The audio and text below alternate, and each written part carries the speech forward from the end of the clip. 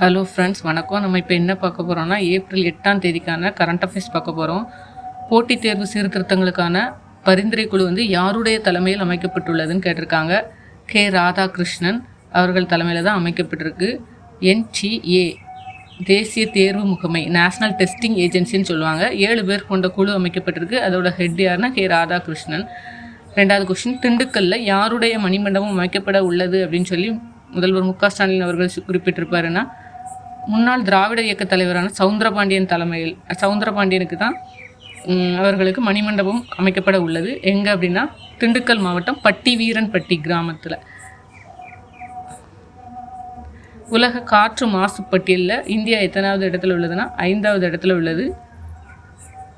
உலக மகிழ்ச்சி தர குறியீடு 2025 இந்தியா 118வது இடத்துல உள்ளது.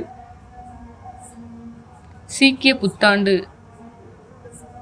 பைசாகி விழாவாக கொண்டாடப்படுகிறது. செயற்கை நுண்ணறிவு முதலீட்டில் இந்தியா 10வது இடத்துல இருக்கு. உலக கோப்பை துப்பாக்கி சுடுதல் போட்டி எங்கு நடைபெற்றது அப்படின்னா அர்ஜென்டினா. அதில் 50 மீட்டர் ரைஃபிள் பிரிவில் மகளிர் பிரிவில் சிப் கவுர் சம்ரா அவங்க தங்கம் வென்றிருக்காங்க.